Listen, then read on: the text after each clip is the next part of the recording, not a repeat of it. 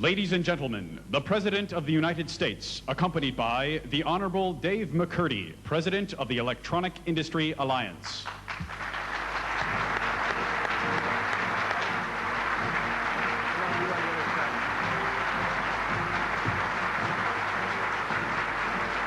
And I want to thank you for inviting me here to the Electronic Industry Alliance dinner. I want to thank the chairman, Cliff Smith, for his hospitality as well. I see the ambassador from our great friend, the nation of Israel here. Ambassador Eber, good to see you, sir. Thank you very much for being here.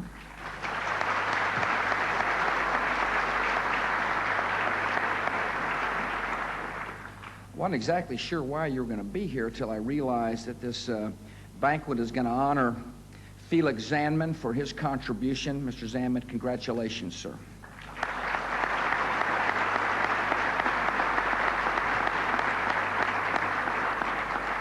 It must be a pretty big deal to get the ambassador to come to a black-tie dinner like this.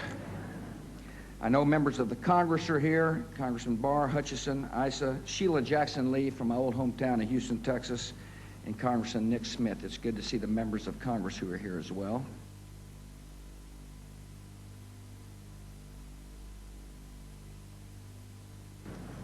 Every year at this dinner, the GI dinner, we present the EIA Medal of Honor to an individual who has made outstanding contributions to the advancement of the electronic industries.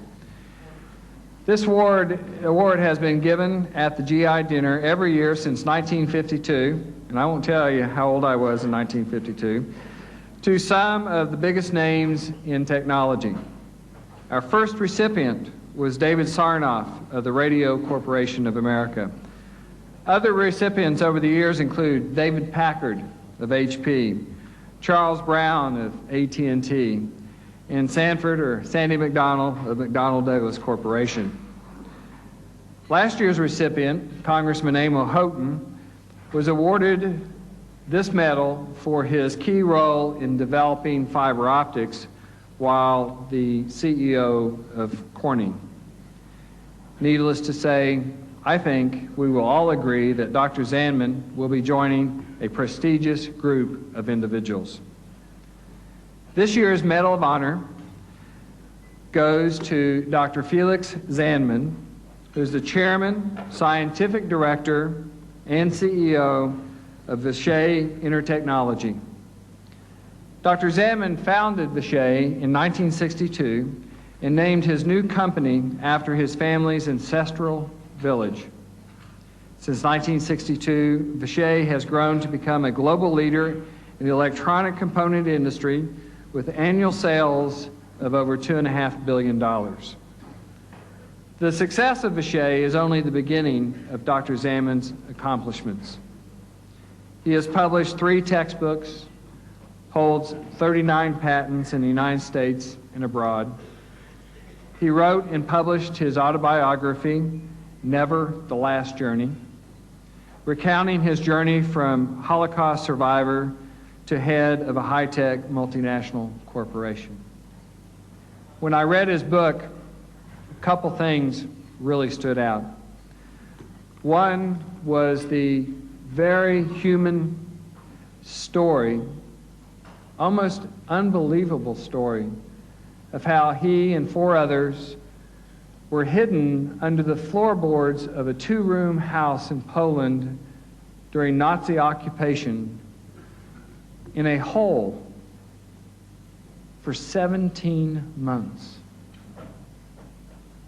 And during this time, to keep the sanity, to keep the human quality, they talked about advanced mathematics. They talked about business. And in that period, the seeds were planted for a brilliant and outstanding leader. Included among the very numerous awards given to Dr. Zandman over the course of his career are the France Order of Merit for Research and Invention and the Franklin Institute Medal for Service. The Best Strategic Investor Award from the Israel Manufacturers Association and the Legion of Honor awarded by the President of France. But tonight, before I give and ask Cliff to present this award, I do want to read a short letter, if you'll allow me. It's dated the 3rd of May, 2001. Dear friends, it is my pleasure to send you greetings from Jerusalem, the eternal capital of the Jewish people for the last 3,004 years, and the state of Israel for the past 53 years and forever. I congratulate the Electronic Industries Alliance on selecting Dr. Felix Zandman as the recipient of their 2001 Medal of Honor. As CEO and chairman of the board of Vishay Intertechnology Incorporated, Dr. Zandman has shown vision, leadership, and courage. He is a friend and someone worthy of our respect and admiration. His involvement in community, civic, and philanthropic endeavors is most notable and exemplary. Vishay is a successful multinational corporation with many plants and facilities in Israel. In 1969, Dr. Zandman had the vision to establish a factory in Israel, helping to develop the high-tech industry. We are grateful for his unwavering support, enthusiasm, and commitment to the state of Israel. Please extend my warm congratulations to Dr. Felix Zandman. Sincerely, Ariel Sharon.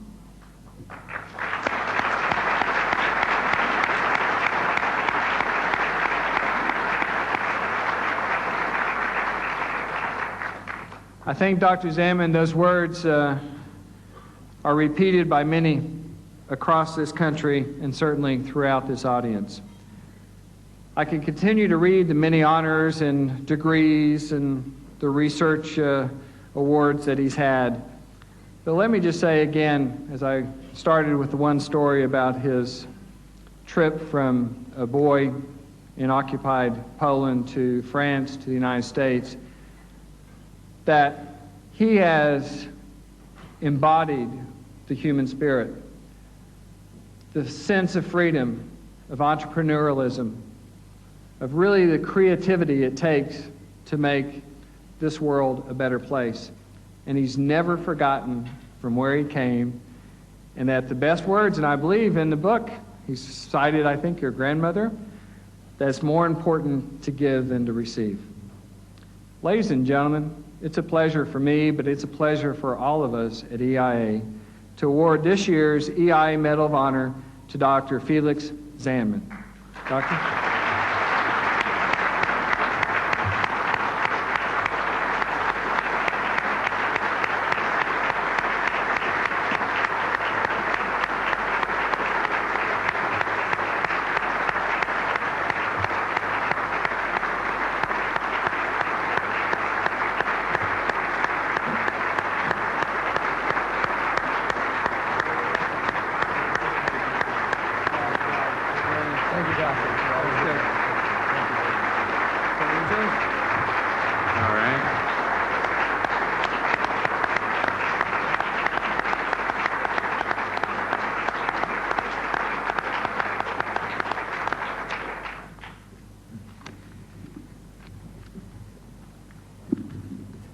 Mr. President, distinguished guests, ladies and gentlemen, Mr. President, I would like to thank you from the bottom of my heart for the honor you bestowed upon me by awarding me the medal, the EIA Medal of Honor. It means a tremendous thing for me. It's just extraordinary that coming to this country with nothing and obtaining this award is really unbelievable. I never dreamed that this day will happen one day. Today, however, is an extremely important day for me and for many, for the humanity. As a matter of fact, it is the 8th of May. 8th of May is the surrender of Nazi Germany. It's now 56 years after World War II was finished, and after I regained freedom, I regained my life. I was a free man again.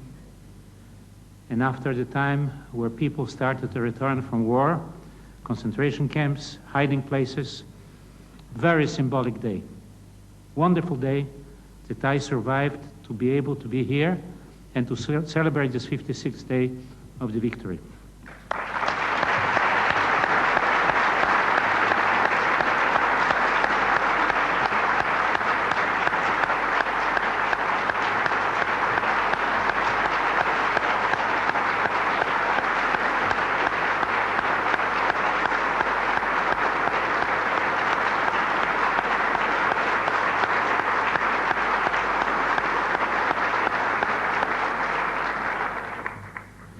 As a little boy, at the age of 15, I was left alone. I survived only with one person of my family, my uncle. 30,000 Jews of Grodno, of my city where I was born. From 30,000 people, only 100 survived. 40 members of my family perished. I lived in a hall, as you described so ably, about 1.5 meters by 1.5 meters surface and less than a meter high. Barely could sit there for 17 months. And yet we didn't lose our time. My uncle, who was an engineer, taught me mathematics in the darkness. We talked about it. And when I left the hall, when I was free finally, I was able to pass all the exams. I went to France, got a PhD in physics, a doctorate, and an engineering degree, and invented certain things, and then came to the United States. What a wonderful country.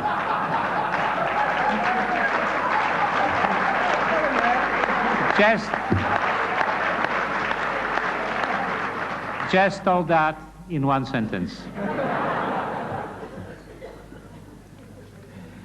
Well, I came here in 1956 as director of research for the Bott Company. I invented a method for measuring stresses in airplanes, and because of that I was brought into this country, and I worked on almost all the aircraft which were built here at the jet age, starting with the 707 through the 747, through all the Fs, F-16, 15, 18, you name it. The Cs, the C-58, the C-141, etc.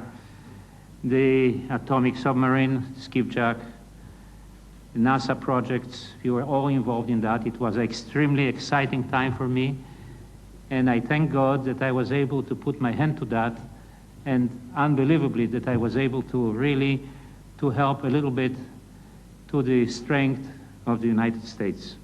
But even more exciting started immediately after that. I had the chance to come up with an idea to develop a resistor with a very low temperature coefficient. It's not sensitive to temperature changes, and wanted to open a company. Well, I went to Mr. Bod, and I proposed this idea. He looked at me and he said, look, I know you're a good technical man, but let's make a market research. Well, they went and made a market research. After 2 weeks, they came back and said, there's no market for that, and therefore we are not going to fund you. Thank God for that. If the Bott Company would have funded this project, which would be successful, I would be retired since a long time. And I intend to continue to go on and to go on as long as God will give me the strength to be able to do that. This little resistor pushed me to open a company of my own. I left the Bott Company and I opened what is today called a startup with $4,000. I got a loan of $200,000 from relative, and we split the shares 50-50, and the remainder is history. Step by step, we built Vishay to $2.5 billion company. 20,000 people.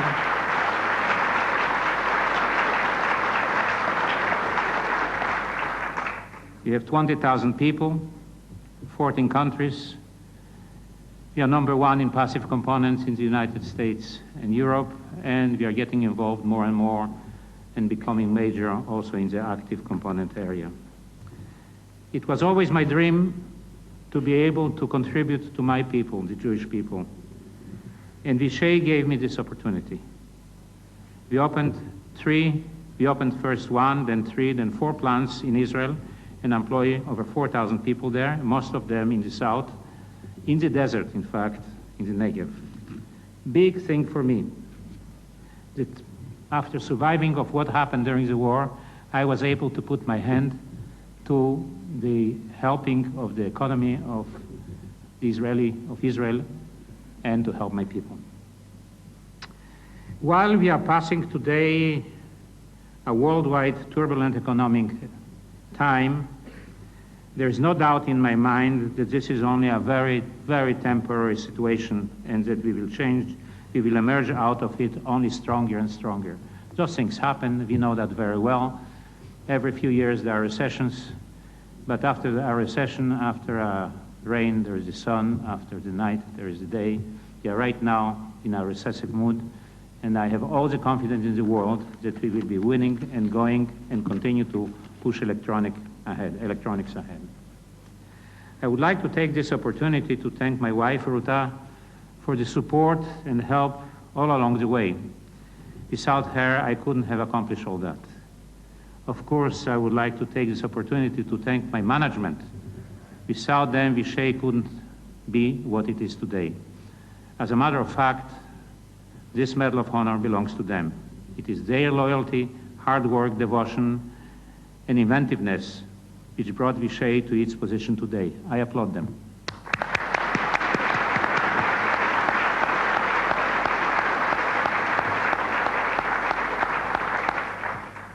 Now, looking back, many people ask me very often, from where does the inspiration come? How come I did that or I did that? From where does the fire come? From where does the push come to me? And when I think about it, it's really the Bible. I will tell you here a couple small stories. One you have started to say already, but I want to elaborate on that. When I was a little boy, I stood at the balcony together with my grandmother, holding her hand. She looked at me and she said, "Felix, to whom belongs this house?" And I said, "It's our house. We live there. Always was ours." She said, "No, it's not our house. You know, tomorrow it can burn, it can be destroyed. It's really not ours." And she says, "How about the gardens and so on?" He said, "It's ours." She says, "No, it's not ours either." Then I understood what she meant, and I said, "I think I know what you mean. My father told me all the time, go to school, learn, whatever you have in your head, nobody will take it away." She looked at me and she said, "Well, that's not ours either." So I said, "What do you mean?" She said, "Look, people thought that the earth is flat. We know today it's not flat. What you know today, maybe it's not true tomorrow. Maybe you'll forget about it. It's not yours either." I was very frustrated. Then I asked her, "Well, do we have anything? Do we own anything?" And she says, "Yes, we own a tremendous thing. We own whatever we give. If you give to somebody something, if you help him, this nobody will ever be able to take away from you, even after your death. Giving is the biggest thing."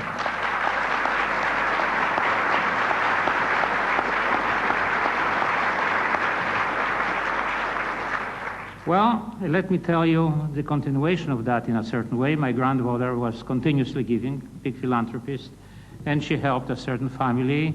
Among others, we never knew. We never knew whom she was helping. We knew only that she was doing it all the time.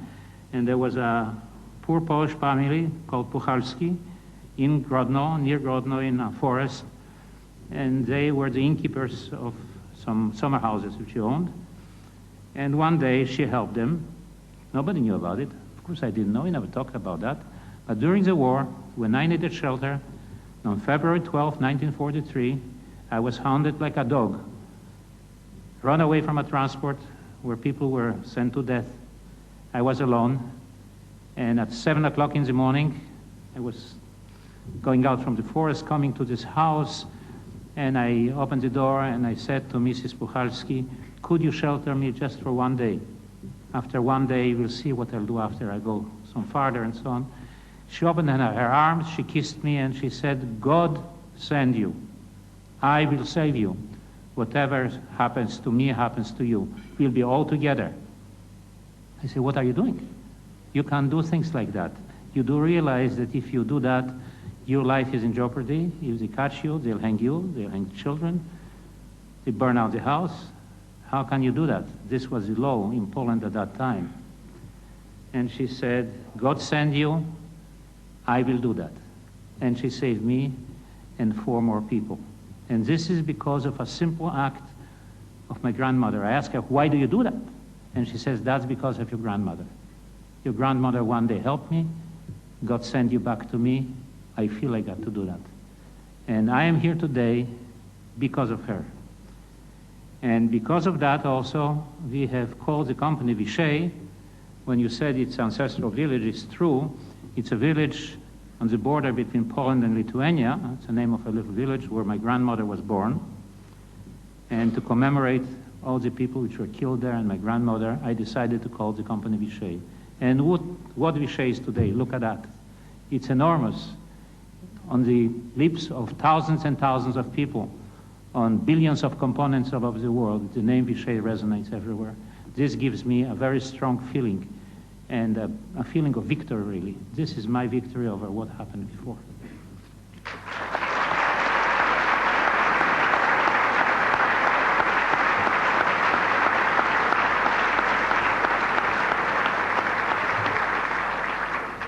Now another small issue about motivation, about what is pushing me. And I always wanted to think, how do we have to conduct ourselves at Vishay? What should be the doctrine of Vishay? Well, we all have companies. We have companies and we say what is the goal of the company and what is the strategy of the company and things like that. I think that a company should have a doctrine. At least I thought about it, and I would like to tell in a few words what it is, inspired from the Bible. Tell the story of Gideon.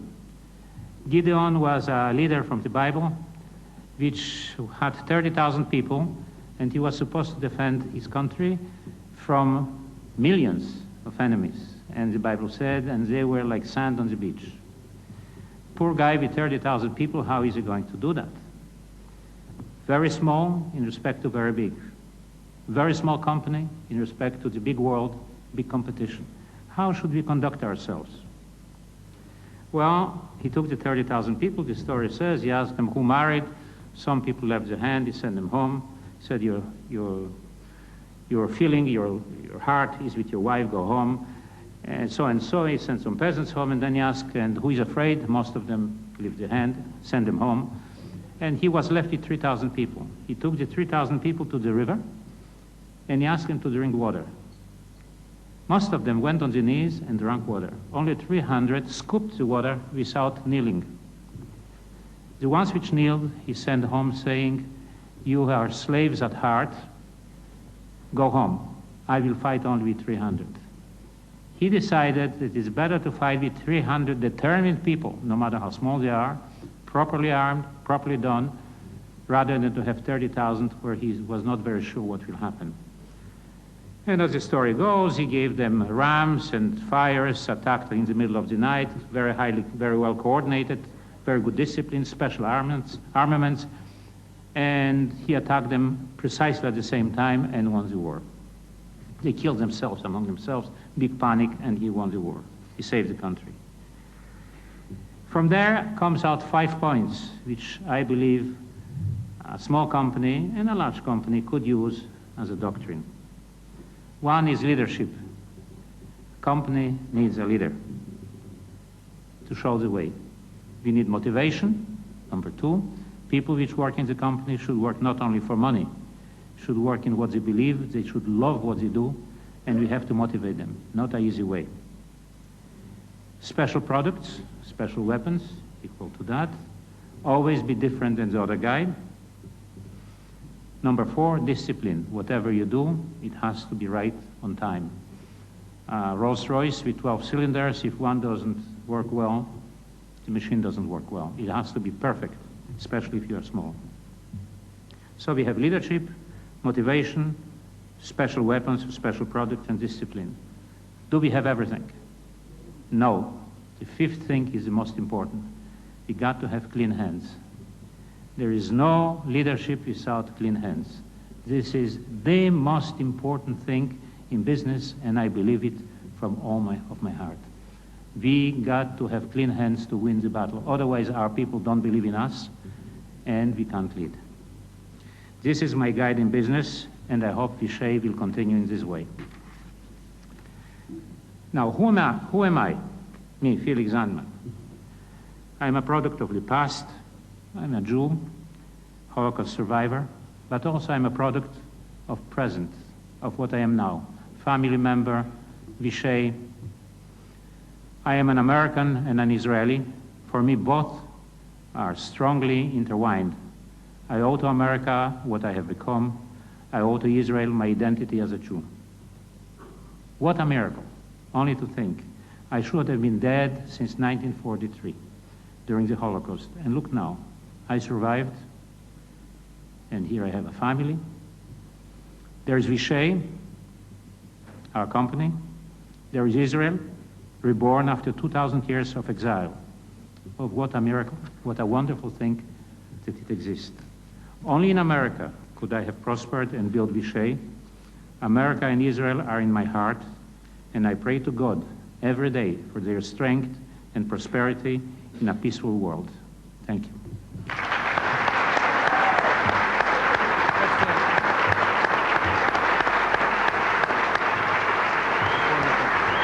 It's really wonderful. Cliff has a wonderful background. Wonderful. You want to say something or step over? Okay. We'll come this way in a minute.